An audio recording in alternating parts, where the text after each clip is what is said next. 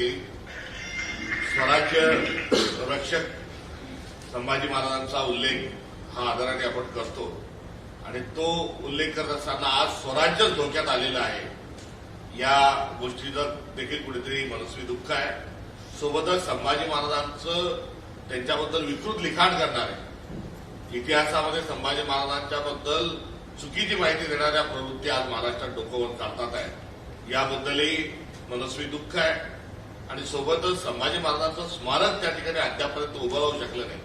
मुख्यमंत्र्यांनी घोषणा केली, अर्थमंत्री येऊन गेले, त्यांनी घोषणा केली, पालकमंत्री जे आहेत त्यांनी केलं. मात्र ज्या ठिकाणी संभाजी महाराजांचं वास्तव्य होतं त्या वाड्याची दुरावस्था बघून दुःख झालं.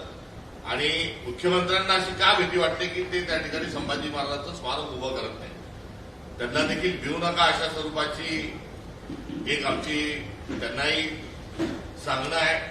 कारण त्या इतिहासातून, तिथल्या इतिहासातून बऱ्याचशा काही गोष्टी पुढे येऊ शकतात आणि ज्या बऱ्याचशा गोष्टी पुढे आल्यानंतर मुख्यमंत्र्यांचा जो विचार आहे त्या विचाराला कुठेतरी अडचण होऊ शकते. म्हणून तर अशा पद्धतीने विलंब होत नाही का ही शंका देखील या निमित्तानं आम्ही उपस्थित केली आहे.